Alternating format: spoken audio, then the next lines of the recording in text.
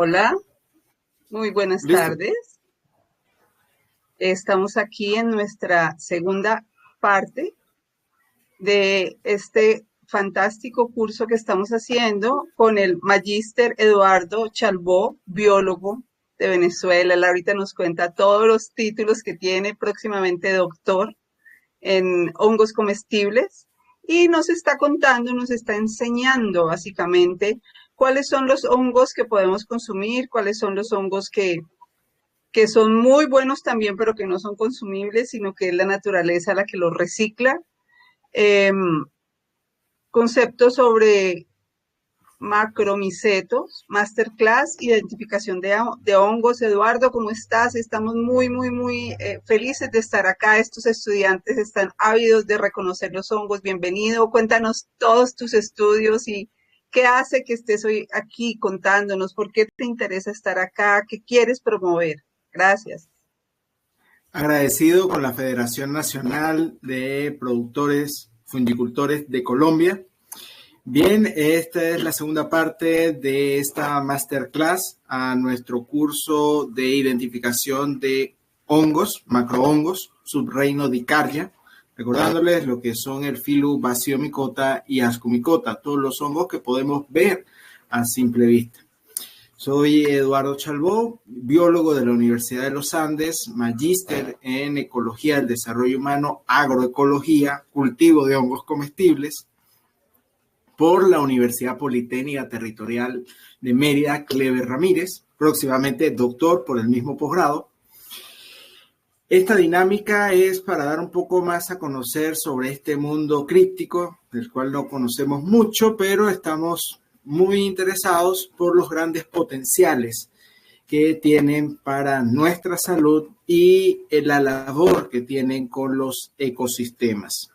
Si los hongos, diríamos, al mundo le quedarían, diríamos, meses o años en un proceso de volverse otra vez piedra. Si recordamos de la clase anterior, hablábamos de que ellos están involucrados en la renovación del suelo, papel con el cual, si hay suelo, hay vida, hay plantas, animales que puedan establecerse en un ecosistema. Bien, a esta parte, nuestro curso de identificación de hongos comestibles, si recuerdan, está enfocado en la identificación de una forma no tan exhaustiva, pero sí con conceptos profundos, sencillos y claros para entender el necesario rigor en la identificación de los hongos, ya que hay algunos venenosos, alucinógenos y comestibles. Asimismo, los que simplemente están para cumplir su función en la naturaleza como descomponedores.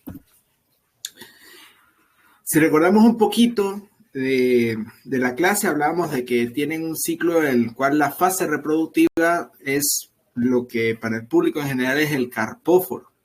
Aquí recordamos las dos líneas generales de hongos comestibles, los de hongos, Anophyllum Basidiomycota y Anophyllum Ascomycota, dos representantes muy llamativos, como es Morchella por los Ascomycota y Macroproncera por los Basidiomycota.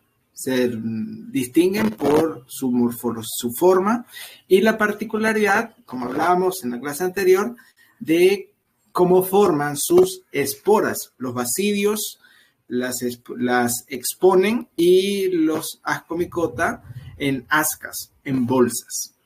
En este caso vemos que las bolsas llevan a que los cuerpos son algo diferentes en lo que es su sombrero y las esporas están en estructuras de criptas, como nos muestra Morchella.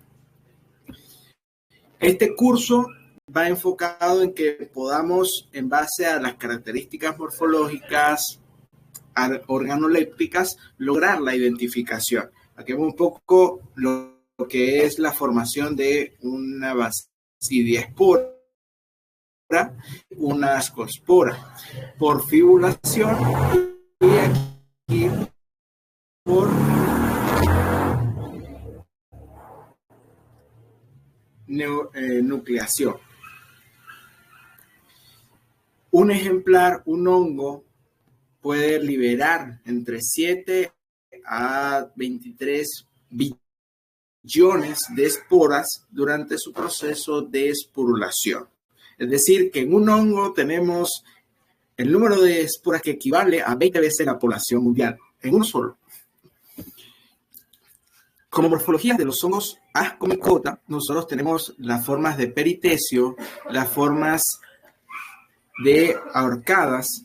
Es esto en el que definimos un tallo y un sombrero, pero un sombrero en el cual hay formas ovaladas, pinadas, que no reflejan, decir, una forma de sombrilla, pero sí como de criptas o de cuernos, que nos hacen referencia a ciertas litografías y libros. Por ejemplo, en este grupo de los Phylum Ascomycota está el hongo del diablo, por la particularidad que tiene una forma de cuernos el sombrero.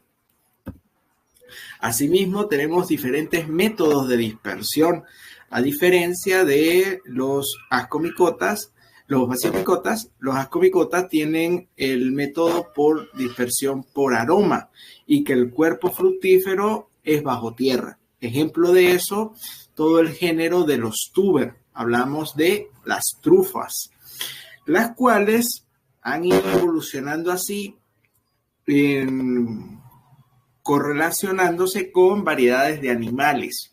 Por ejemplo, las trufas, sabemos que en la cultura europea se entrenaron una raza de perros particular, igual hay jabalís que perciben estos aromas, aunque estén bajo tierra, y con ellos nos sirven para su recolección. Son hongos no cultivables, en el concepto de que en un laboratorio o en un manejo artesanal a pequeña escala se va a poder su fructificación. Siempre se va a necesitar de un sembradío de olivos, de cerezos, para poder llevar su cultivo.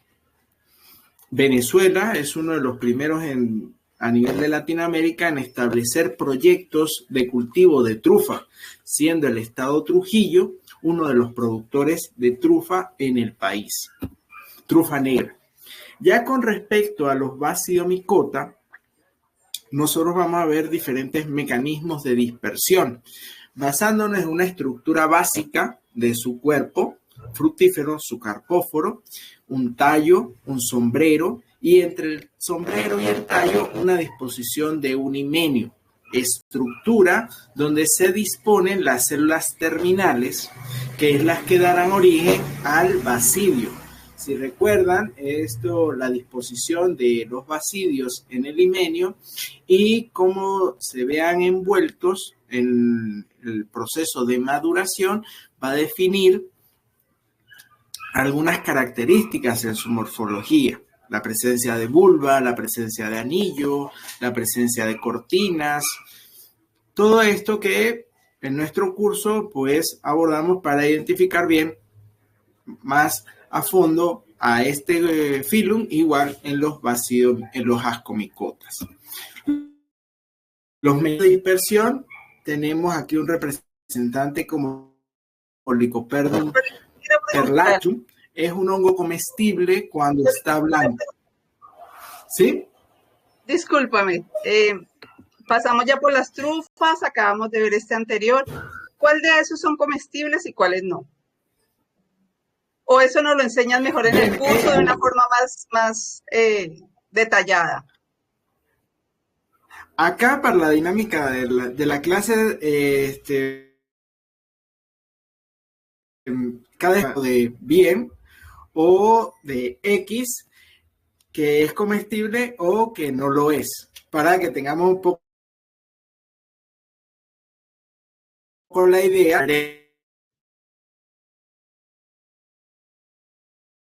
Perdón, perlatum, pero cuando está muy maduro, cuando ya entra en la etapa de esporular, que es que cambia su coloración y rompe la forma, por eso perlatum, ahí ya no es comestible. ahí está a disposición de liberar sus esporas y nos puede causar diarrea, como también problemas estomacales. Esa es parte en esta masterclass, pero en el curso hablamos con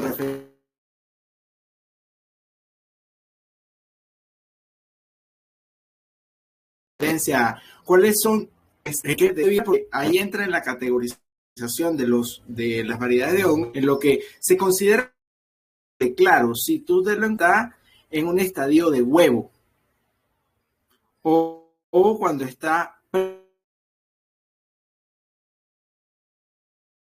esporulación. Volver a giganta, que es comestible, si está empezando a formarse donde van las esporas, en el himenio,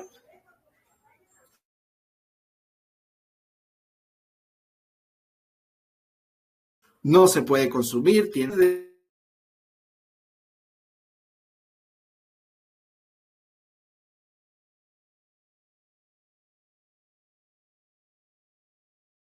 una vez colectado a una. Entonces, a eso es lo que aquí está Mastercourse, pues buscamos enfocarnos en que si lo encontramos así, hasta este punto es comestible, es por amargo, porque tiene un sabor que no es umami al paladar, por lo que mejor dejarlo cumpliendo su función. Aquí en este caso el licoperdón, cuando está blanco, está comestible, ya que tiene una consistencia dura, todo su cuerpo aún no ha formado el himenio. Este se conoce como un himenio interno. El cuerpo fructífero está volteado, es decir, el tallo y el sombrero, dentro de ellos, resguardan el himenio donde se van a formar las esporas. Tenemos aquí a Cruciferum levae, que tiene un mecanismo de dispersión por contacto. Ellos tienen una espora que tiene un resorte, tiene una estatismospora, en la cual ella tiene un mecanismo de resorte que cuando cae una gota de agua hace que se rompa el resorte y ella sale disparada. Es un cuerpo fructífero gasteroide, es decir, de las formas fuera de lo común a lo que es la sombrilla. No es comestible, inclusive puede causar alucinaciones. Tenemos a Sporobolus stallidus. Este es un hongo muy particular porque suena como un balazo cuando libera las esporas, llega a medir entre 3 y 4 centímetros, tiene una forma de huevo,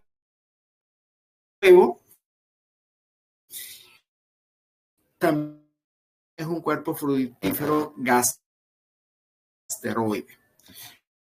Entra dentro su estructura, su mecanismo de dispersión de las esporas, entra en lo que se conoce como estatismosporas. En este caso no es por un contacto, sino que la presión por la maduración de la membrana que lo protege hace una tensión con la cual expulsa la espora como si fuera un proyectil, logrando llegar hasta los 20 o 40 metros de distancia de donde es dispersado. Luego tenemos a Phallus indicus. Este es un hongo herbal, es decir, que se desarrolla y cuando ya está proyectado, libera el himenio, que es esa malla que vemos que se libera cuando ya está maduro. Él es comestible cuando tiene una forma de huevo. Aquí en este estadio es que es comestible. Ya después que ha roto esa forma de huevo, de ahí puede causar problemas gástricos. Y si lo consumimos cuando ya está maduro por completo, alucinaciones. Es un método de dispersión por atracción de los insectos, ya que huele muy mal, huele a carne podrida. Luego tenemos a Clastus archeria. Este es un hongo que padece una medusa de mar. No es comestible, también es un carpóforo herbal, es decir, se madura dentro de un huevo y luego como se va madurando va rompiendo esta estructura. No es comestible en ninguno de sus estadios. Luego tenemos a unos que tienen métodos de dispersión de bioluminiscencia. Mycenia luxicoeli. Es un hongo comestible, no es de buen gusto, pero lo más llamativo de él es que brilla en la noche por el luminol, la luciferasa que se encuentra en él. Este es parte de los hongos que se llaman hongos de hada, pero esta es una variedad comestible.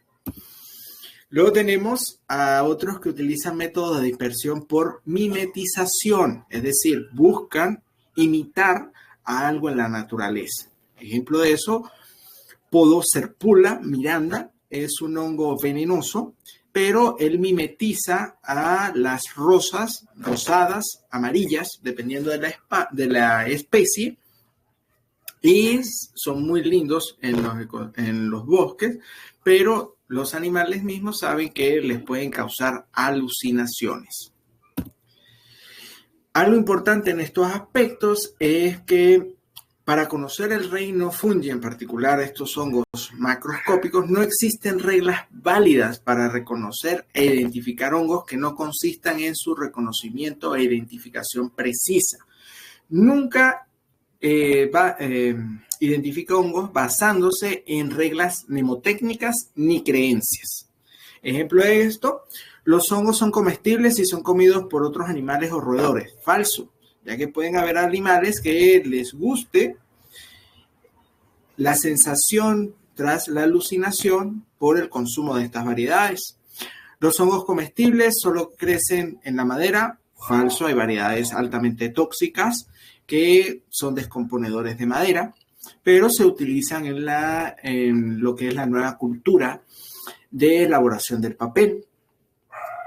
Son comestibles si están ennegrecidos o si tienen un tallo o una moneda de plata, una forma particular de moneda de plata en el centro de su sombrero visto desde arriba. Son comestibles si tienen colores claros, no. Tenemos Amanita phalloide, que tiene colores claros, verdes pálidos, y es altamente venenosa, es el hongo de la muerte. Los hongos tóxicos son tóxicos o no, si todos son aquellos los que tienen que cambien de color al romperse o que al romperse sean quebradizos. No es así, hay hongos que no segregan látex, que son como las rusoláceas. Hay unas en particulares que son comestibles. Son quebradizas como la tiza, no producen látex, pero tampoco cambian de color y es comestible. Entonces, ahí es a estas reglas mnemotécnicas que se han generado por algunas culturas. Hay gente que confunde a Amanita verna, la consume, pero es venenosa. Ve a Agaricus campestris, que es una variedad autóctona en Latinoamérica, de México hasta Ecuador, y no lo consumen, pero es un tipo de Agaricus comestible e inclusive cultivable como el champiñón, un primo hermano al Agaricus bisporus. En la particularidad, si hablamos de las normas mnemotécnicas que hablamos anteriormente, tiene un color pálido, el limenio, las esporas que se desarrollan en el limenio tienen un color blanquecino, mientras que las del champiñón silvestre, campestri, tienen un color castaño. Ya por ahí el hongo de la muerte phalloide es venenoso, pero el campestri no. Tiene un sombrero de un color no tan llamativo. Este es blanco, tiene estípite, presenta vulva, no presenta vulva, pero al consumirlo, tiene concentraciones de sustancias neurotóxicas que causan cirrosis hepática en un campo de acción de 24 a 48 horas, lo que establece tu muerte en cuestión de 8 días tras haberlo consumido. Mientras que el campestri, Agaricus campestri, tendrías que comerte 9 kilos en una sentada para morir de intoxicación producto del bario en las esporas.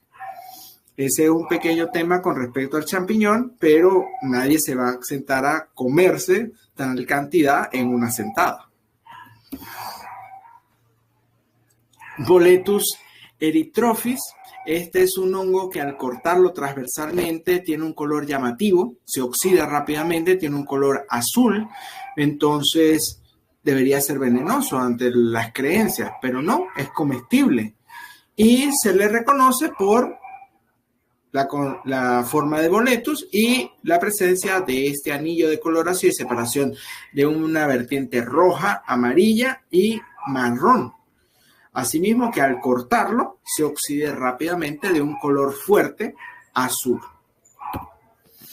Entonces, para identificar hongos tenemos que tener claro una observación cuidadosa y completa de todas las características que posee ese hongo. Ubicarlos en base a las características del hongo en un grupo de clasificación y siempre contar con un profesional que nos pueda sacar de dudas entre una y otra especie de un mismo género o entre géneros que son muy similares. Observación cuidadosa y completa de todas las características. Bueno, en eso entramos en las características macroscópicas, la forma del sombrero, coloración, las organolépticas, sabor, olor y textura, características de dónde lo estamos recolectando, del hábitat, dónde está, microscópicas, químicas y moleculares. Ya las últimas dos son altamente rigurosas y son las que maneja ya un experto, pero siempre es importante también saber cómo, para salir de dudas, una técnica para aclarar con respecto a especies que son prácticamente idénticas, pero a través de una reacción química salgo de dudas de cuál es comestible y cuál no. En base a las características macroscópicas, todo lo que tiene que ver con referencia a todas las posibles estructuras que puede presentar el hongo, en base a su pilio, su estípite, sombrero y tallo, presencia de vulva, presencia de anillo o cortina, presencia de velo, lo que es la ornamentación de su sombrero y el tipo de himenio. Ahí es donde podemos ver formas agaricoides, formas boletoides, pilio arveloado, como es el caso de los ascomicotas, morchela, el hongo del diablo, fórmulas globulares como el licoperdon, formas ramificadas coraloides, como es ramiadi, que no es comestible, o el mismo Ericium coraloides, o el Ericium erinaceus, hablamos de las melenas de león, que entran dentro de formas coraloides. Entonces, en base a esto, nosotros tenemos que identificar tipo de himenio, relación del estípite del pie y el sombrero, consistencia de la carne, presencia o ausencia de velo, en lo que debemos ver presencia de anillo, vulva o cortina, y coloración de las esporas, la esporada, qué coloración tiene. En base a eso nosotros podemos identificar a un hongo. Aquí tenemos un ejemplo de una variedad comestible, en lo que tenemos láminas libres, no está conectada el sombrero con el tallo, tenemos presencia de un velo parcial que está unido al anillo, en este caso tiene un anillo móvil, no está fijo. Una vez que se amodoró, se separó del estípite y quedó colgando. Tenemos una esporada blanca y estamos en presencia, en ese caso, en base a estas características de a momento, con Macrolibiota procera. Pero hay otras características para poder asegurar que ese hongo es el que estamos diciendo, una variedad comestible. Aquí tenemos otro en el cual tenemos láminas libres, tenemos espora rosada, tenemos presencia de vulva y ahí estamos en presencia de Volvopluteus. En este caso no podemos llegar a especie, pero es una variedad, el género Volpluteus es comestible. Esto nos lo da los dos estadios de desarrollo también de el sombrero, de cono y plano.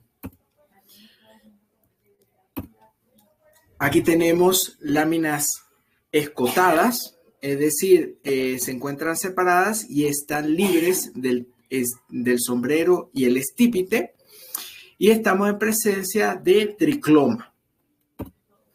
Aquí hay una variedad que tiene un color muy llamativo, tiene una esporada naranja, ocre.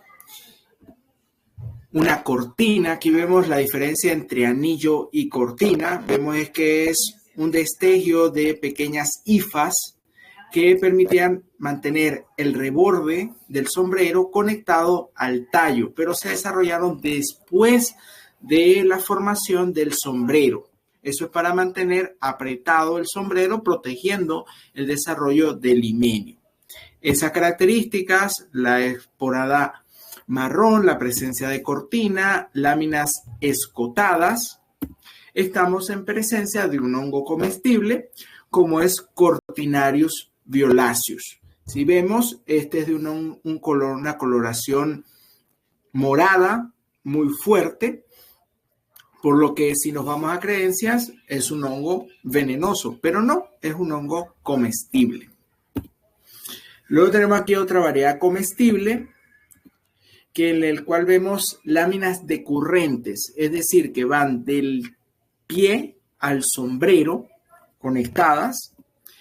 La esporada es blanca y la forma particular de su sombrero aplanado nos habla de Clictocibe, el género Clictocibe, género que es comestible.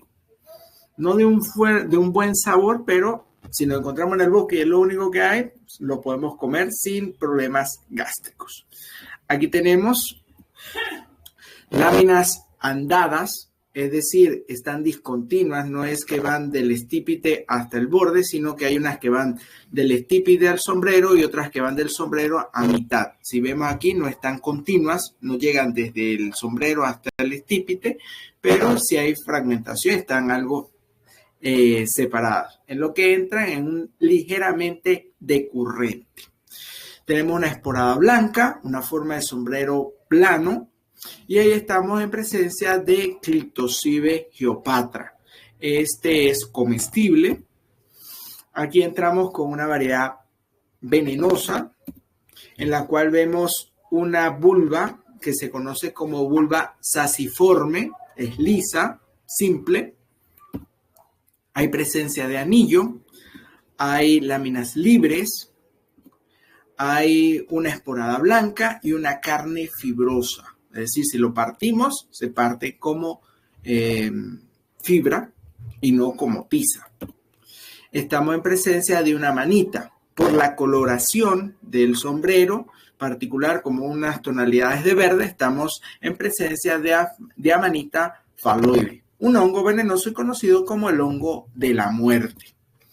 Entonces, ya para ubicarnos en base a las características de los hongos en grupos más particulares, en búsqueda del nombre científico, es decir, su género y su especie, más allá de la clasificación que se les puede dar por su nombre común, en lo que, por ejemplo, a Macroliopta procera se le conoce como el hongo apagador, currim, parasol, matacandril o galaperna, dependiendo de los idiomas, si es portugués, catalán, español o si es español latinoamericano, si es, por ejemplo, en Argentina, que se le conoce como apagador, cuchirrul en México, parasol en Portugal, matacandril en catalán.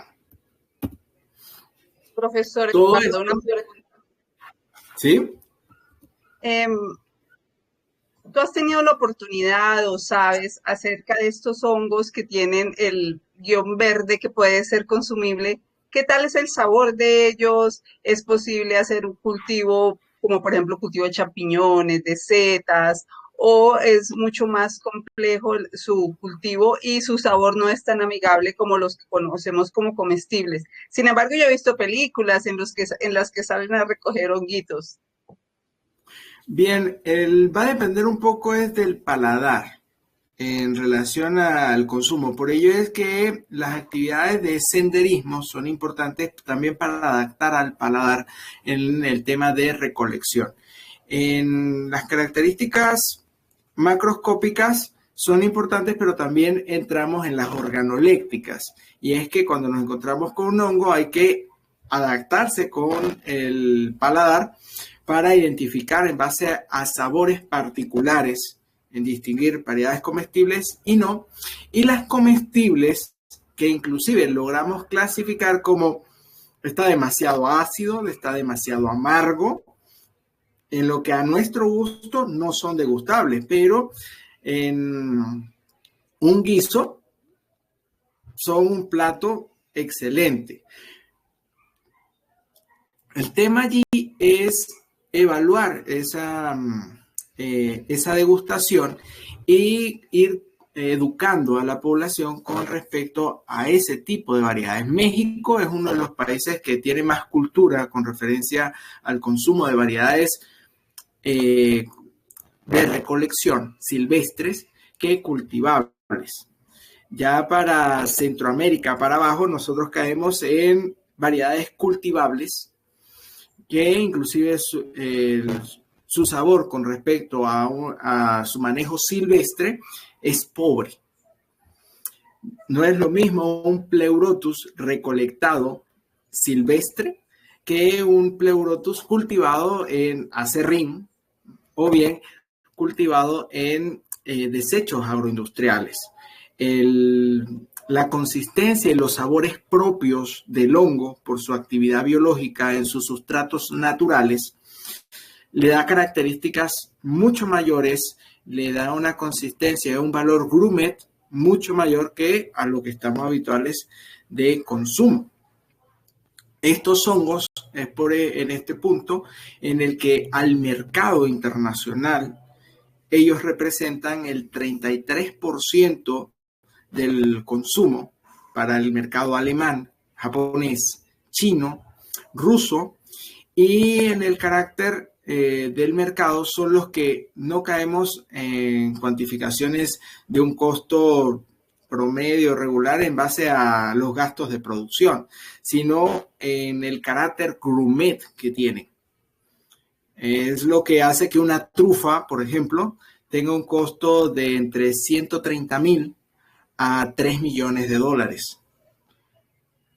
No, ahí es que está el mercado. Inclusive los boletus en el mercado, que no es una variedad cultivable, sino es silvestre netamente, es por recolección que se puede hacer su degustación, pues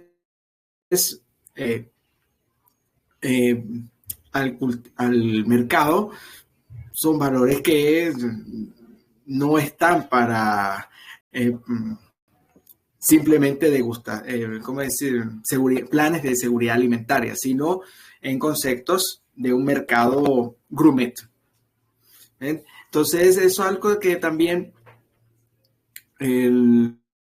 este taller y con federaciones hacia el cultivo de hongos comestibles y la práctica de esto nos llevan a una evolución en el concepto de cultivo. Esto es algo que maneja muy bien Estados Unidos, como es aficionado Paul Stamets, reconocido por el programa, el documental El fantástico mundo de los hongos, pero diríamos es más reconocido por su proyecto, la Stanletlandia, así como le llamó, que es el concepto de paisajes micológicos.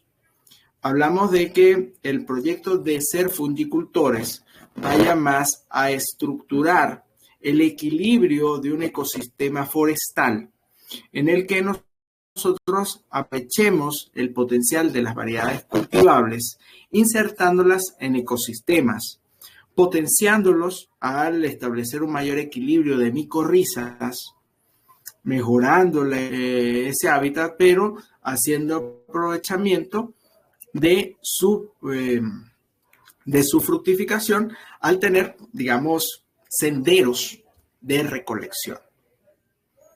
Potenciamos y se juega también con un ganar-ganar. Gana el ecosistema, tenemos la producción de una proteína de alto valor y tenemos un mayor conocimiento con referencia a este gran y fantástico mundo que son los hongos.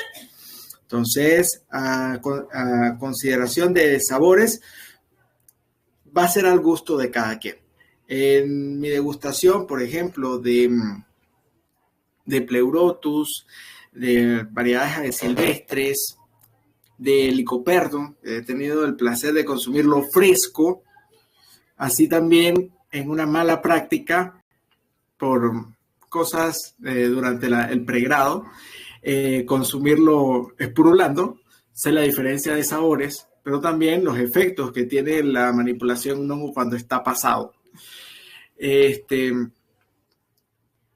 Los hongos hay que respetarlos y hay que también educarnos a nuestro paladar. Para algunos puede ser un sabor muy amargo, un sabor muy ácido, pero también al ir acostumbrando al paladar, pues le encontramos la distinción en la degustación, en lo que su particular consistencia y sabor umami, como también sus sabores propios. Entonces es un mundo en que la lengua se vuelve otra cosa, en lo que cambiamos, protagoniza para ella todo el mundo y queda, quiero de este, quiero de este, quiero de aquel. En lo que también hay que hacer control porque todo en exceso es malo.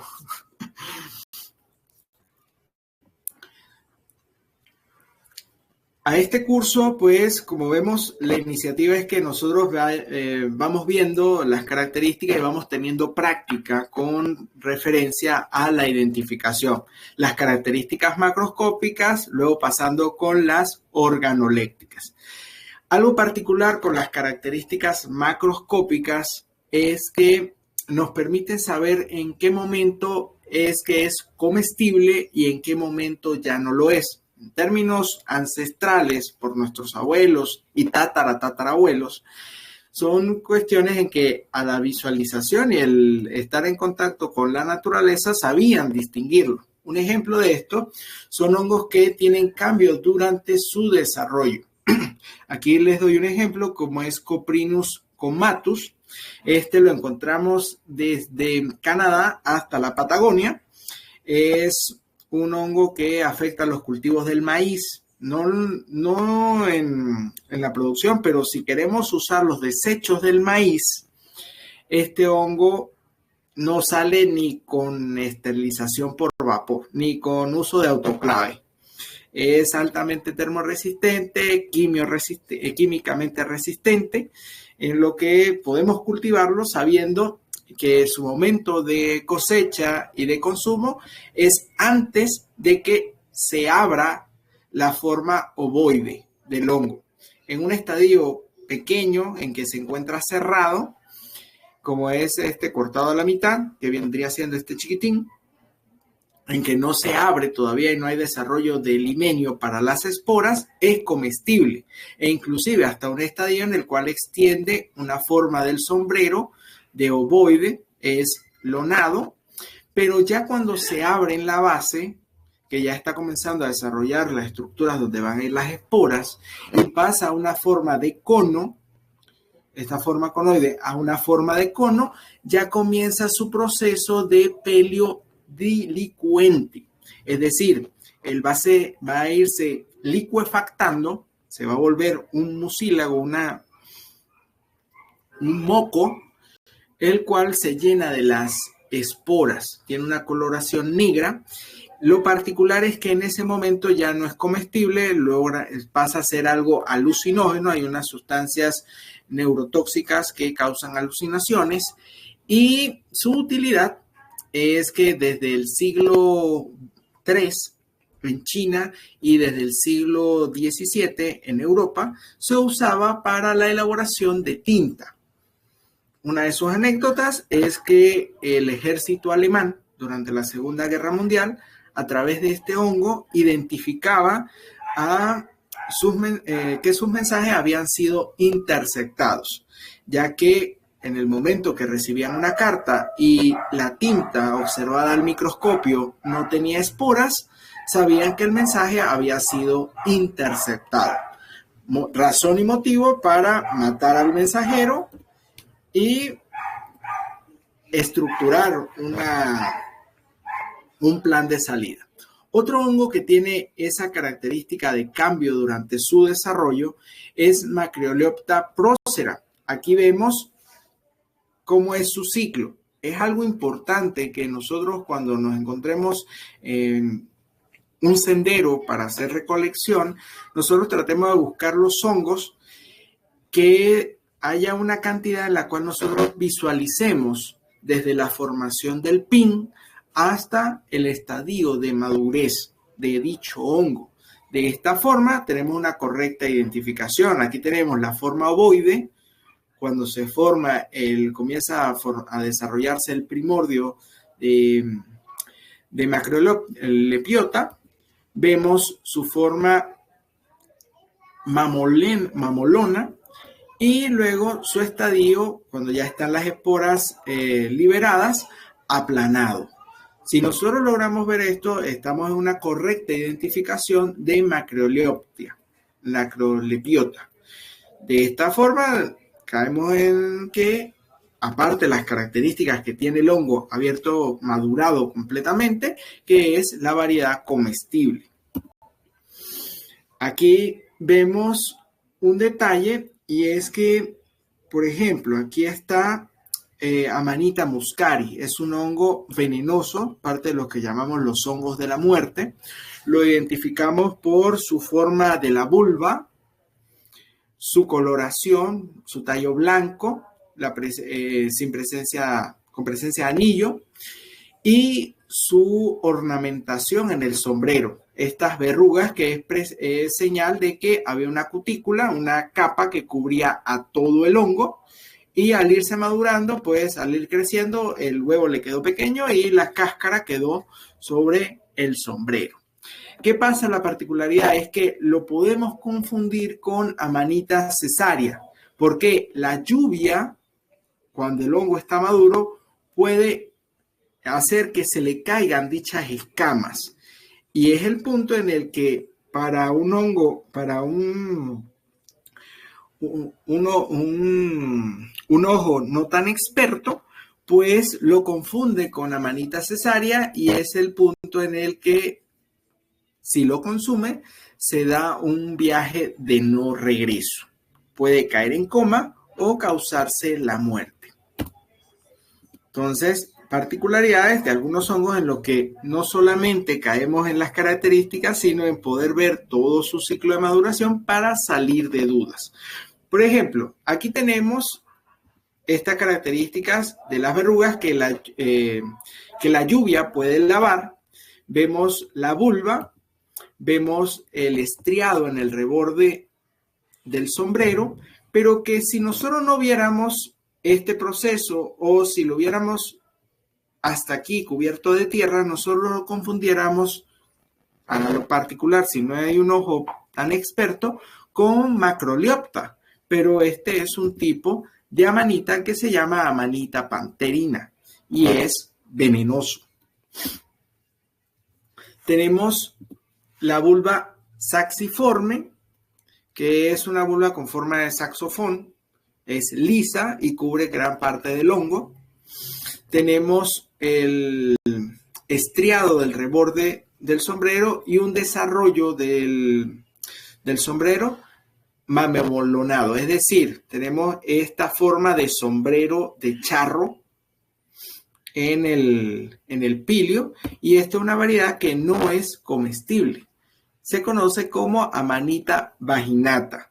Si nosotros lo viéramos en el bosque con una vulva corta, también lo pudiéramos confundir con macropeliota, ya que vemos el sombrero mamolado y nos hace referencia a un estadio de aquel. De ahí la importancia de no solamente observar uno, sino tratar de conseguir varios y definir bien su ciclo en el proceso de maduración. Aquí vemos una variedad lanuda, el sombrero es lanonoso, tiene las laminillas apretadas, pegadas al sombrero y al píleo, un sombrero convexo, pero esas características, coloración y consistencia, aparte de que al romperlo por la mitad del tallo libera látex, nos define que estamos en presencia de Lactirius dorminosus, que es una variedad venenosa. Aquí vemos una variedad comestible, pero que la identificamos por una característica para diferenciarse de algunos hongos alucinógenos como es Psilocybe cubensis. Aquí vemos su coloración amarilla al cortarse, pues es una característica que no se pierde al ser cortado y es referencia a que es higrófano. Se oxida un poco, más no pierde su coloración amarillenta. Estamos en presencia de Gymnopus dryophilus. Otra característica son esporas blanquecinas y la forma del sombrero particular. Comestible, pero para poder alimentarse de él hay que recolectar cientos y cientos. Aquí tenemos a Boletus edulis, que lo identificamos como boletus. Su forma boletácea es eso, ese hongo regordete en la base con láminas porosas, como son los boletus, pero lo tenemos que ver que su estípite sea reticulado, es decir, como si tuviera venas, grueso, y la coloración de castaño, castaño pálido y castaño intenso, particular de Boletus edulis, que es una variedad comestible no cultivable. Sin embargo, hoy día se han hecho ensayos con composta de champiñón y resina de pino, logrando que Boletus edulis fructifique. Claro, este proceso de cultivo hace que su cultivo sea uno de los, por métodos industriales, a lo que son métodos artificiales, sea uno de los más costosos, al igual que el cultivo de morchela. Cultivables, pero hace que su costo al mercado de cultivo sea entre los $6,000 a $10,000 el kilogramo. Por lo que salir a recolectarlo aún sigue siendo más viable. Luego tenemos otra variedad de boletus. Este es escamoso, algo grueso, que es Lictinus scabrus. Esta es una variedad de boletus. En el curso definimos bien lo que son los hongos boletáceos, alcaloides, agaricales, pero no hace referencia Lectinus por su forma alargada de boletus y su sombrero oscuro. Scabrus es una variedad comestible de este grupo. Radicante es este tallo particular que es reticulado, alargado y fino. Pareciera una raíz de planta cuando lo sacamos. Tiene un aroma dulce, pero la consistencia de la carne es algo amarga y es venenoso. Si nos encontramos con él, que es Gymnoporus fucipes, tomamos una pequeña porción del hongo y solamente lo tocamos con la lengua para distinguir su sabor particular, ya que hay un Gymnoporus de estas mismas características que sí es comestible, pero solamente se da en ciertas partes como Alaska. Luego tenemos una forma de Boletus volvoso, en lo que pareciera que tuviera vulva, pero no es una vulva como tal. Aquí estamos en presencia de Cortinarius elegantissimus. Si vemos su forma particular, su color amarillo, su consistencia carnosa, que el cuerpo por dentro es amarillo, láminas porosas, forma de huevo. El sombrero tiene una forma que a simple vista parece una coloración de un huevo dorado. Aquí, estas características, la distinción, nos salvan mucho la vida en relación a distinguir especies que son prácticamente iguales. A un hongo poco conocedor, vemos un tipo de Russulaceae, dos tipos de Russulaceae que parecen del mismo hongo, pero su diferencia está en el tipo de himenio. Si vemos a esta rúsula, que la particularidad es no presenta vulva, tiene cortina, es una forma de sombrero convexo, pero sus laminillas, su espora es blanca, pero sus laminillas se encuentran apretadas. Cuando digo apretadas, pareciera que fuera algo poroso, pero no. Cuando tú rompes transversalmente el hongo, tú ves que hay lámina tras lámina, pero es muy apretadito, que se conoce como Russula densifolia. Y tenemos a su especie hermana de Russula nigricanthis. Esta tiene una laminilla distante, distanciadas diferentes. Es decir, hay unas que van del borde al centro y otras que van del estípite al sombrero.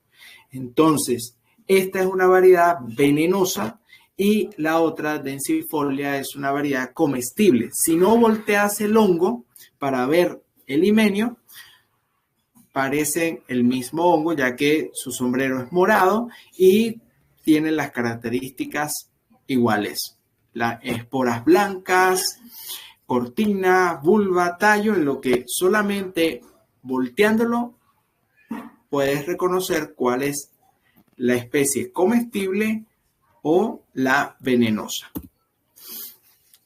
Otros ejemplos, estos son dos variedades que son alucinógenas, pero que si se consumen en gran cantidad pueden ser venenosos. Se distingue, son Tricoloma steques y Sulfurium, y se distinguen por el centro de su cuerpo ser blanco y el otro ser amarillo. El color de su tramo es blanco o amarillo. Esto es por la presencia sulfurosa de azufre en su interior. Son venenosas, pero la primera es teques.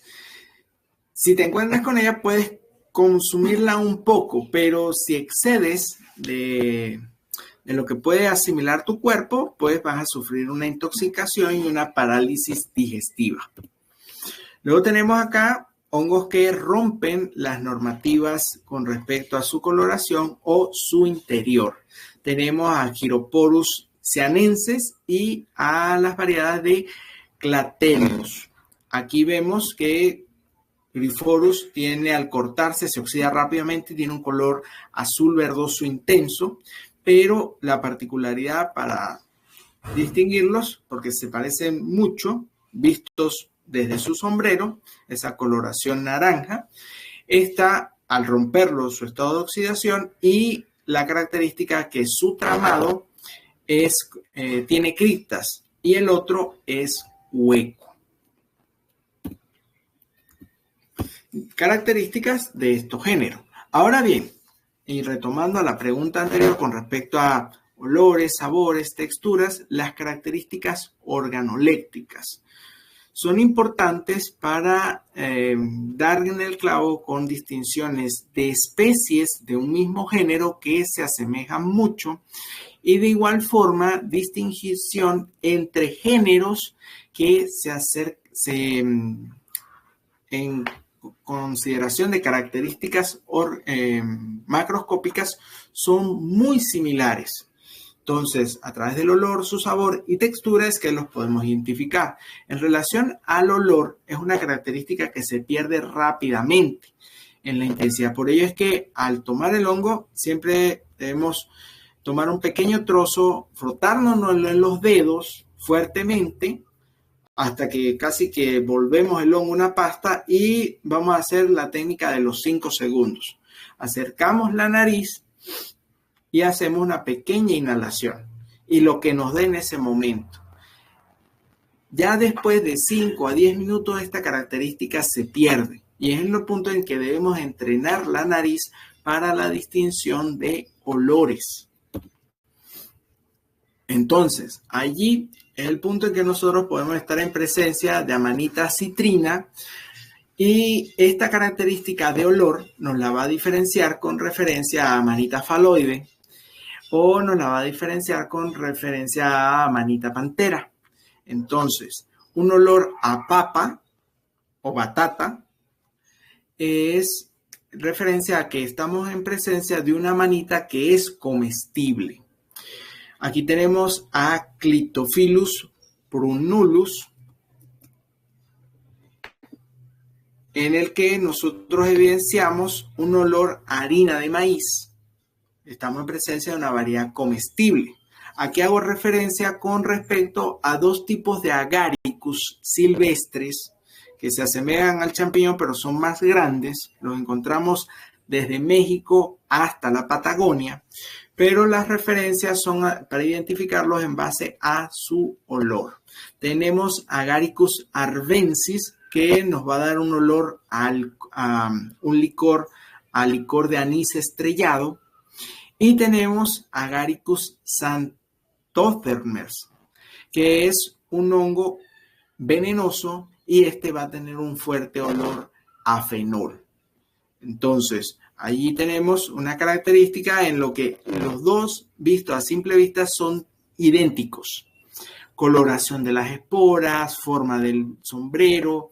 Los distinguimos bien si el Xanthormus, el anillo, porque es un anillo colgante, va a depender del grado de humedad donde él fructificó. Si es algo reseco, que libere el anillo, algo que arvensis no hace. Pero si estamos en un lugar muy húmedo, pues esta característica no se va a dar. Por lo tanto, no hay forma de distinguirlo solamente con la técnica de la inhalación, una pequeña inhalación del hongo frotado entre nuestros dedos. Luego tenemos a Clitosibea dora, que también va a tener un olor a anís, pero por las características de esta variedad, pues caemos en cuenta que es una variedad no comestible. Las características particulares de Phallus impudius y Clatrus, que no son comestibles, es que tienen olores nauseabundos porque su mecanismo de liberar las esporas de dispersión es atraer a las moscas. Tenemos otros hongos que confundimos. Bien, aquí tenemos a Clirioderma citrinum, que tiene una forma de huevo. Lo podemos confundir con Phallus cuando está pequeño o bien con Lycoperdon, pero tiene un olor particular que es escleroderma, un olor a hongo, a ese tipo de hongo, que es un olor de hongo pútrido, pero también con referencia a cementerio, a cómo huele el cementerio. Igual Lipiota cristata. Estos no son comestibles, son venenosos. Con referencia al sabor, hay una gran variedad de sabores particulares, igual en referencia a algunos alimentos que nos permiten la identificación. En este tipo de identificación base a su sabor, consiste en tomar un pequeño trozo del hongo, colocarlo en la lengua y por 3 o 5 segundos y luego escupirlo, ya que estamos en un proceso de poder identificar una variedad venenosa, alucinógena y de una comestible. Entonces, así sea una variedad comestible, si no tenemos a un experto a nuestro lado o alguien que luego pueda ayudarnos con la clasificación en nuestro hogar o en nuestro laboratorio, en una mesa donde tenemos los equipos de disección, hojillas y demás, esta prueba es algo a lo rápido y en referencia a los aromas y sabores que nos pueden dar esa percepción, pero es algo, una percepción rápida y que también se pierde con el tiempo. Entonces aquí tenemos a Russelancia sardonia, es familia de las Russoláceas anteriores, pero esta es una que no es comestible. Tenemos a Russelacia cyanosanta, que tiene un sabor a avellanas. La sardonia tiene un sabor a ají picante. Y como vemos, son prácticamente iguales. De igual forma, en volteadas, su sombrero, una es más brillante que la otra, pero no, a un ojo inexperto, solamente con el sabor del carpóforo, un pequeño trozo, nos va a hacer referencia de cuál de las dos estamos haciendo observación. Tenemos a Tylopilus filius y a Cryptolepiota lepiota aspersa. Si vemos aquí se parece a Macropleota, pero no lo es, este es más corto, más pequeño, tiene un sabor ácido, por lo cual si nos encontramos con este, confundiéndolo con Macrolepiota, si tiene un sabor ácido y no un sabor arena, estamos en presencia de un hongo venenoso. Con respecto a Tylopilus, sí tiene un sabor amargo. Es un tipo de boletáceo que tiene un sabor amargo, pero a la parrilla con papas es muy sabroso. Luego tenemos la higroscopicidad, es decir, que cambie de coloración o bien pierda humedad, se deshidrate tras su recolección. Hay hongos higrófanos y no higrófanos, es decir, que no se deshidratan y otros que se deshidratan apenas son recolectados. Aquí tenemos a Galerina marginata y a Cortinarius infractus. Estos dos no son comestibles, son interesantes de observar por su morfología, pero dejarlos en la naturaleza. Tenemos también a Cortinarius infractus, su coloración particular o color violeta suave, pero también no es comestible. Agaricus bispurus silvestre es una variedad que se encuentra en México, más allá del Agaricus bispurus bispurus, que es la relación en la que llamamos el champiñón blanco Paris. El Agaricus bispurus solo es una variedad silvestre de champiñón mexicano y la cuestión es en relación a la viscosidad de su cutícula, es decir, la cobertura del sombrero, la película que cubre al sombrero, si tiene una consistencia seca, como todos los champiñones, pues estamos en presencia de agárico aparte de sus características. El anillo, su himenio libre, no presentar vulva, resto de velo, su color blanco, su esporada castaña, nos hace presencia de Agaricus bispuro, pero la cutícula de la piel del sombrero ser seca es la que nos da, así como ver al microscopio sus esporas, su basidio, nos dice estás en presencia de champiñón. Ya cuando estamos en presencia de un hongo con cutícula viscosa y algunas características particulares, estamos con Lactarius vlenutus, en lo que estamos en presencia de un hongo venenoso. El Boletus purpureus es un hongo mortal. La cutícula es semimucosa, seca. Y si estamos en presencia de una cutícula aterciopelada, estamos en presencia de un Boletus que se llama Xerocomus badius. Se parece a un Boletus, pero como si tuviera terciopelo. Boletus edulis, un hongo inmutable. Y tenemos otros en los que hay cambios de color con respecto a tras haber sido cosechados. Ahí vemos hongos inmutables, es decir, que mantienen su consistencia tras ser colectados. Al encontrarnos con un Boletus, de las particularidades como Boletus edulis, estamos en presencia de Boletus edulis cuando este no cambia su coloración ni se oxida. Cuando hay cambio en su coloración, por ejemplo, Bacillus involutus, él tiene cambios de coloración, presencia de procesos de oxidación. Esta es una fotografía algo fresca, ya que cuando tú tocas el hongo o lo maltratas, esto comienza con una coloración intensa y luego se hace una coloración verduzca por la oxidación de los componentes que van siendo liberados del látex que él genera en su interior.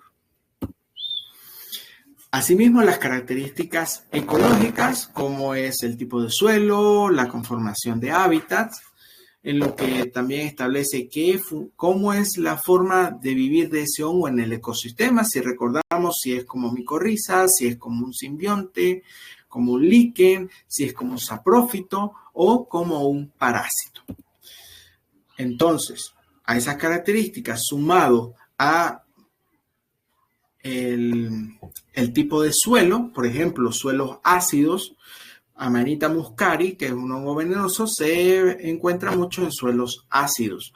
Boletus erythropus, que es comestible en suelos ácidos, muy relacionados a suelos donde hay pino. Calocibe gambosa, Boletus satanas, en suelos neutros o básicos, de pH 6 a pH 8.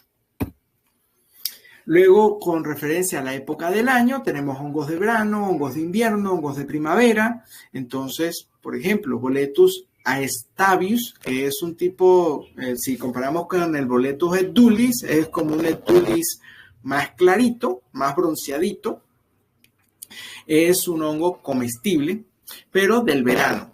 El edulis se da en el otoño en países de la corriente de Capricornio, igual que de Cáncer. En el caso de los de Cáncer se va a dar en verano el edulis y en otoño el evistalis. Con referencia a la trufa, es un hongo de invierno, la morchela de primavera y Amanita muscaria, el hongo de la muerte, en otoño. Con referencia a las características químicas, es algo que, así como voltear un hongo y verle el limenio, reconocer el tipo de suelo donde se desarrolla y el sabor de su carpóforo nos puede determinar especies hermanas, cuál es la comestible y cuál es la venenosa. Las reacciones químicas sobre el hongo nos revelan quién es quién. Por ejemplo, aquí tenemos a Infudibulicive gidva y a Infudibulicive alquiliviolancens.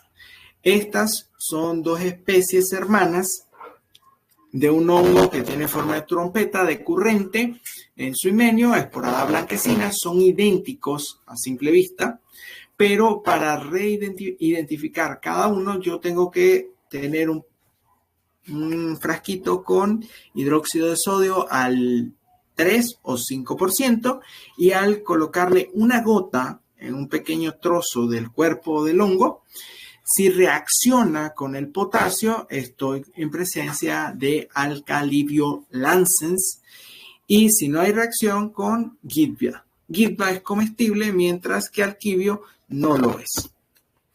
Otro ejemplo, el tipo de Lactarius comestible, Lactarius vitius, se parece mucho a los otros lactáceos que hemos hablado. Su coloración cuando está recién es un color naranja intenso, se va haciendo castaño como va madurándose, pero para poder distinguirlo de las características de los lactarius, yo tengo que hacerlo reaccionar, agarrar un trozo o rociarle amoníaco. Si se pone púrpura, un color lila, púrpura intenso, estoy en presencia de Vitius, que es un hongo comestible. Si no, variedades que son venenosas o alucinógenas. Otras características son las microscópicas, las cuales a través de metodologías de tinción, pues en laboratorio, con ayuda de un microscopio y una lupa, pues distingo el tramado del tallo, cómo es la consistencia internamente, la distribución del limenio, las estructuras sexuales y parasexuales, hablo del basidio o la asca, las esporas, los conidios, y con ello puedo dar en el clavo si estoy, por ejemplo, con un Agaricus vitorquis o estoy en presencia de Agaricus bisporus. Algo que se ha presentado acá en Venezuela es que se está cultivando Agaricus bitorquis. Es comestible, pero no es el champiñón blanco Paris. Pero como es más resistente a enfermedades, pues se está haciendo más popular su cultivo. Lo malo es que se está comercializando como champiñón. Formas de reconocerlo es que al microscopio, pues se evidencia que forma 4 esporas y no forma 2, como Agaricus bisporus. Ya con respecto a los análisis moleculares, pues ahí vamos en relación al sistema de intercompatibilidad. Recordamos, en los ciclos de vida de los hongos, ellos tienen que llevar procesos de la formación de la espora. Esta germina la plasmogamia, en la que dos esporas germinan, forman una hifa más, una hifa menos.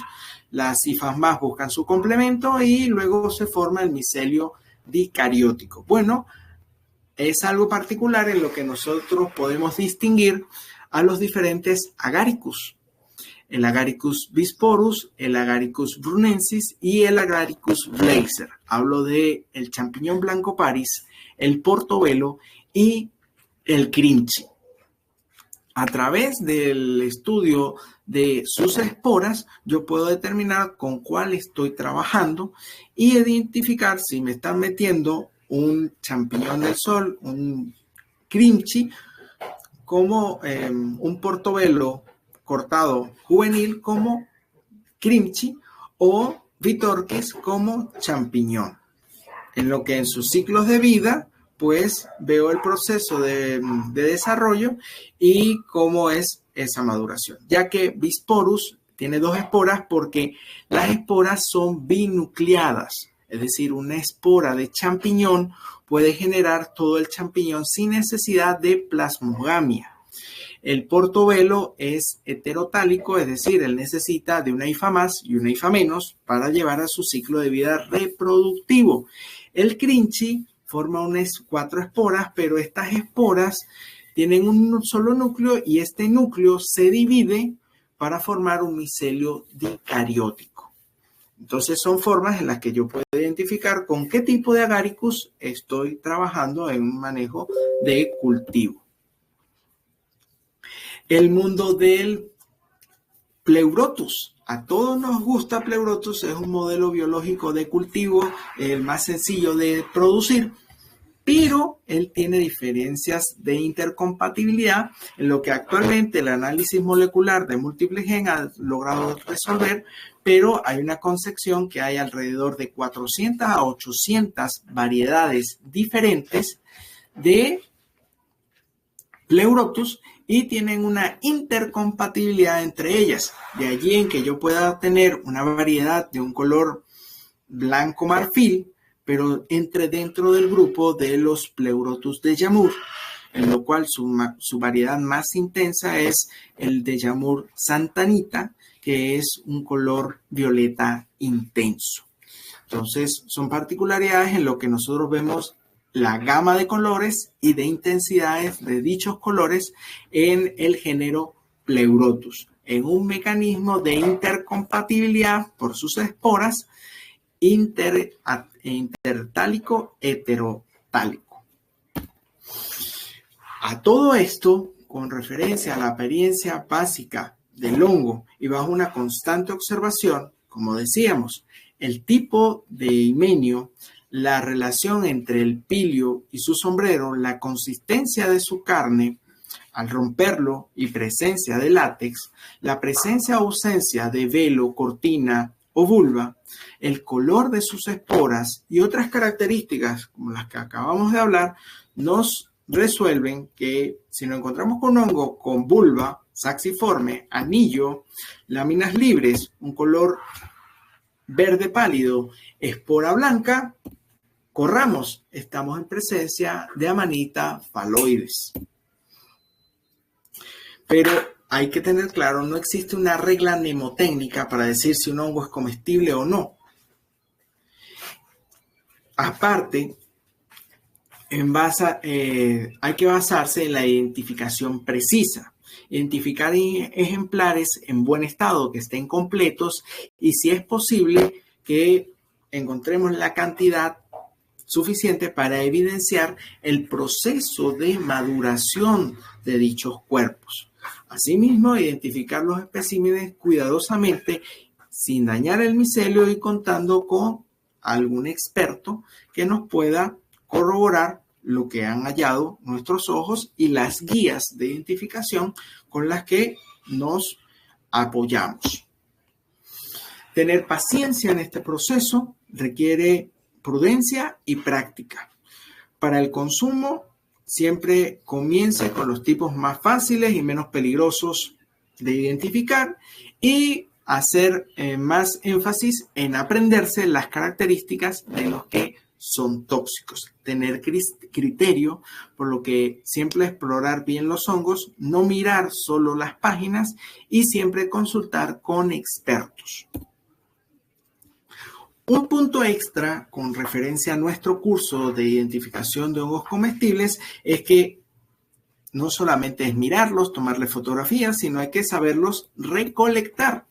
Entonces, los hongos para ser bien identificados a dos niveles dependientes de precisión, con lo cual se pretenda un nivel que pueda comparar los especímenes frescos con ilustraciones y el otro que nos permita lograr llegar al género y la especie a través de la visión de un experto para, en el caso de los biólogos, hacer su estudio o bien con respecto a las comunidades, consolidar guías de identificación con la cual con organismos de INPARQUES y organismos de protección ambiental se vaya generando la cultura de reconocer ese patrimonio biológico que nos acompaña. La investigación a un segundo nivel requiere exámenes más exhaustivos, la medición, metodologías a lo que ya va más laboratorio, pero con la concepción de una buena recolección de esto y una buena conservación, nosotros podemos manejar tanto al público en general como para la investigación. Debemos conocer las diferentes técnicas de recolección para así lograr obtener en mejor consistencia los especímenes para su correcta identificación. Pueden existir muchas formas de recolectar y procesar, pero hay algunas básicas en las cuales ya con la práctica se va trabajando para establecer cuál es el método más efectivo para nosotros. Entonces, como normas básicas en la recolección, se deben utilizar varios implementos: navaja o cuchillo con peine, pala de jardinero, tijeras para cortar podas, cestos o bolsas de papel, lupa, libreta con lapicero o lápiz, regla, fichas de anotación con referencia a datos del lugar donde los recolectamos, el día, la hora, temperatura y humedad. Así como también no deben recogerse hongos demasiado jóvenes porque su determinación está incompleta, no están maduros, pero sí son puntos de fotografía para tener una mejor explicación a las características del hongo que estamos buscando identificar. Solo deben tomarse ejemplares que se encuentren en buen estado y en su estado de madurez completo. No deben arrojarse o destruirse inútilmente si no son de interés. Si no es de interés su identificación en el momento, sino para su observación con la fotografía es suficiente. El hongo debe arrancarse entero desde la base, ya que cuando nosotros lo dejamos incompleto es un espacio, un área del suelo que no puede reintegrarse. Es como los muñones de los troncos enraizados. Ellos, de forma natural, no se reintegran al sistema, sino se petrifican. Hay hongos parásitos que se pueden desarrollar con ellos, pero ellos no se desmenuzan por completo y quitan espacio a hongos, a árboles de una nueva generación que estaban esperando que un tronco se cayera para liberar un dosel que ellos luego pudieran ocupar. Entonces, cuando nosotros no cortamos por completo un hongo, es una superficie de suelo del cual no puede frotar uno nuevo.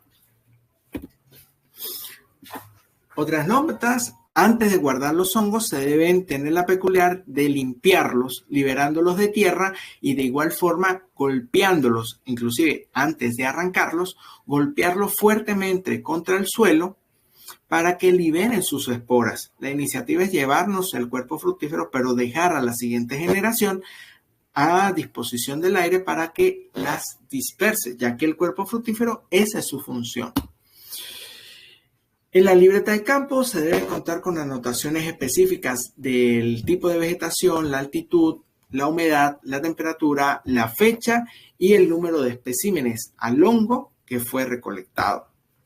Los hongos deben ser recolectados en un recipiente adecuado para su transporte. Por ello es que se usan cestas, porque mientras nos movilizamos, el hongo va liberando sus esporas y vamos siendo colaboradores a su dispersión.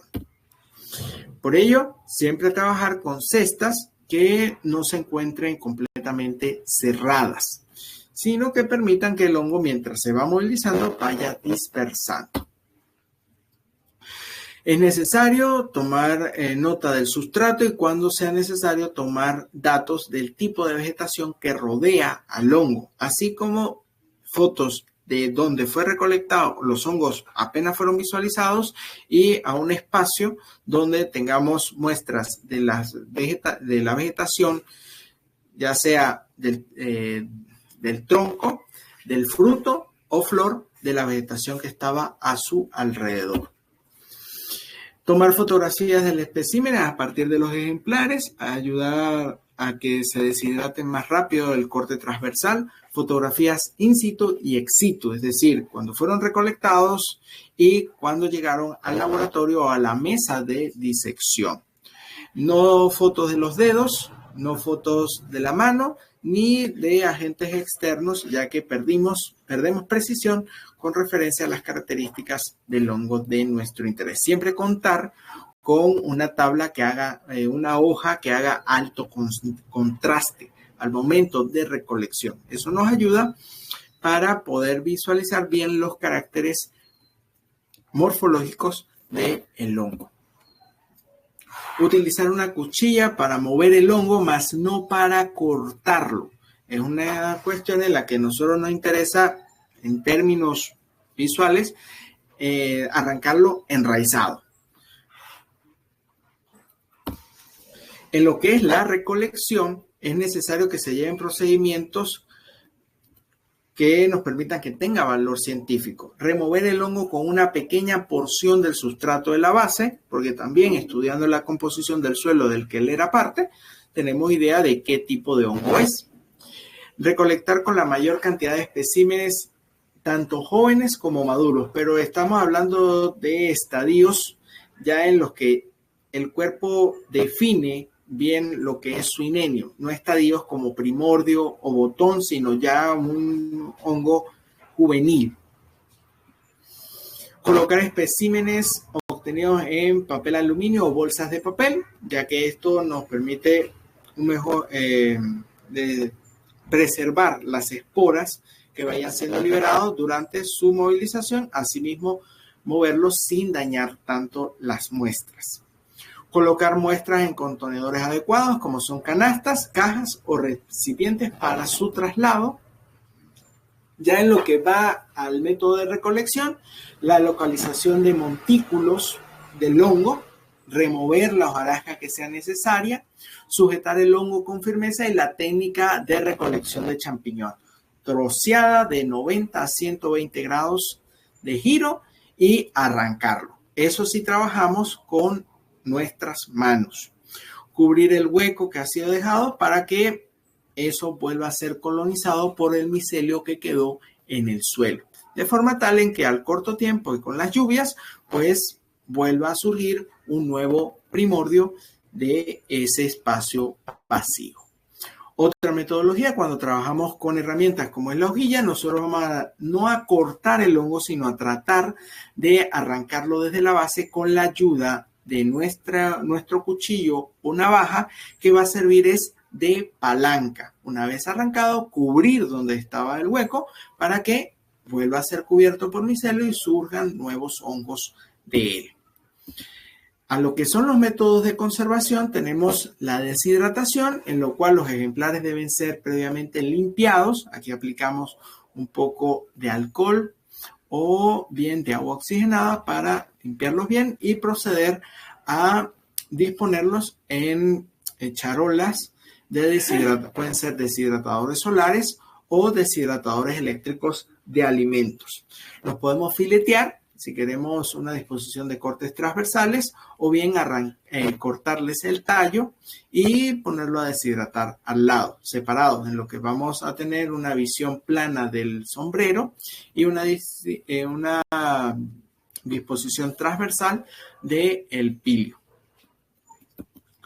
Se pueden acelerar estos procesos colocándolos en un horno a una temperatura mínima si no contamos con deshidratadores de alimentos o un horno solar, e inclusive con el uso de una luz de bombillo. La iniciativa es que lo vamos a dejar deshidratando a una temperatura en promedio entre 45 y 60 grados centígrados, lo que una bombilla de 110 watts es suficiente para ir deshidratando en un periodo de 4 a 6 días nuestros hongos. Al momento de utilizarlos nuevamente, se tienen que rehidratar en un proceso sencillo en que se dejan en remojo en agua caliente. Bueno, hablamos de 28 o 32 grados centígrados, hablamos de agua tibia para bañarse. En lo que se dejan por un periodo de 1 o 2 horas y ahí van a comenzar a rehidratarse. Esto sí tenemos dudas con respecto a estructuras que se perdieron por la deshidratación. Otra particularidad es la congelación, en lo que conservamos mejor ciertas características, pero estos métodos no nos permiten preservarlos por gran sabor, aunque se pierden propiedades como sabor y textura posteriormente a la refrigeración, en lo que una vez refrigerados, al cortar la cadena de frío, estas propiedades se van perdiendo. Otras, conservación en vinagre, en lo que se limpian, se cortan, se agregan en vinagre añadiendo la sal como si fuera salmuera y se pasteurizan por sello al vacío.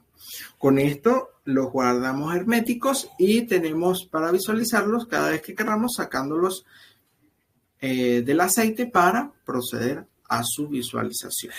Al baño María es otra metodología en la que consiste en cocinarlos por un periodo de 15 a 20 minutos y allí lo que vamos a hacer es para procesos de disección, para luego colocarlos al microscopio para visualización de alguna estructura o preservar la pieza para docencia, en que los estudiantes puedan ver la estructura particular que se encuentra en el hongo que recolectamos. Como método de secado, pues podemos trabajar con el método de la bombilla, una bombilla de 110 watts, o métodos de el silicato de sílice en gel, o bien las piedras de silicato como forma de deshidratación. Los tips para un correcto deshidratado: rebanar los hongos, ponerlos a secar en una fuente de calor, procurar que haya algo de aire circulando. Los hongos estarán listos cuando tengan una textura similar al cartón, es decir, que ahí están al 5 o 12% de humedad. Evitar que se sequen de más, es decir, que nos queden quebradizos, eso es un grado de humedad menor al 8%. Evitar que se quemen, ya que también perdemos propiedades. Por eso es que el proceso de deshidratación es un proceso que puede durar entre 5 a 9 días. Ya secos se pueden guardar en bolsas plásticas o como se hace con la preservación de material botánico, prensando hojas de papel cartón una tras otras. Tomamos fecha de la recolección, la localidad y el colector. Con ello tenemos nuestra pequeña micoteca de hongos deshidratados que los podemos luego almacenar en cajitas de cartón, teniendo una huella de las variedades que estamos observando de la naturaleza, logrando así tener una percepción de todo lo que es nuestro curso en el cultivo de hongos, en la identificación de hongos. Esto es lo que buscamos en este taller, en el que tenemos un tiempo de 2 meses para esta formación. Es vía online, en un promedio de 3 a 4 clases por semana.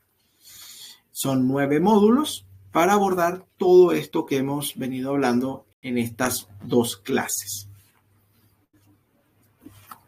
¿Y cómo hacemos para matricularnos? ¿Cuál es la vía? ¿Cuál es la metodología para podernos matricular en este fantástico curso? Muchísimas gracias, es muy interesante y muy esperanzador saber que hay Bien, personas como tú y muchísimas más cuidando de nuestro planeta.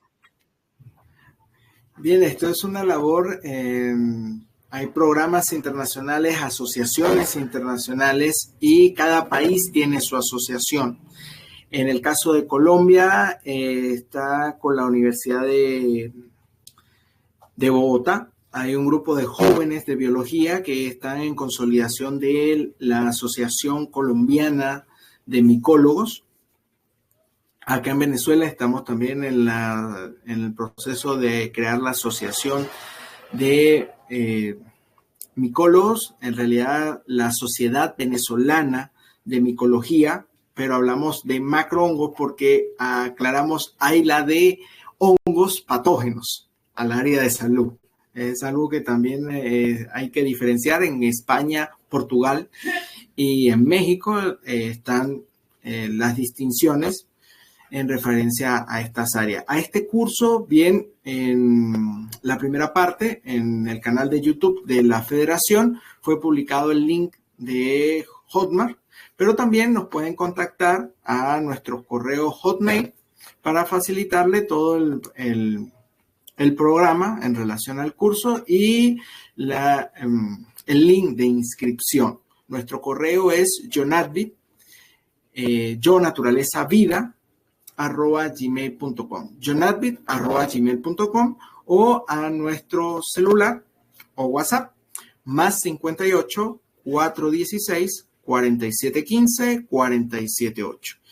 Este programa está enfocado en que tengamos una visión completa en relación a la identificación de hongos y se ha venido haciendo popular en referencia a los problemas que resuelve con el ser preciso en la identificación de estas variedades que son tan fabulosas de este reino.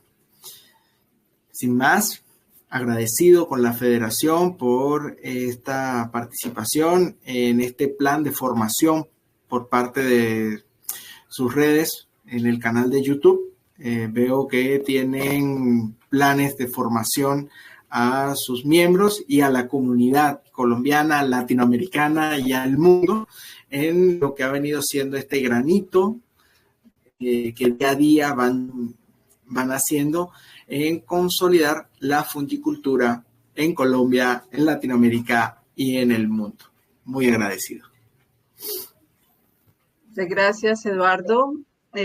Todos nuestros datos también serán todos tus datos también serán puestos dentro de la información de este video en YouTube. Entonces, muchísimas gracias. Gracias, queridos estudiantes, espectadores. Nos vemos en un próximo programa el próximo sábado. Gracias. Podemos cerrar ya nuestra intervención cuando quieras.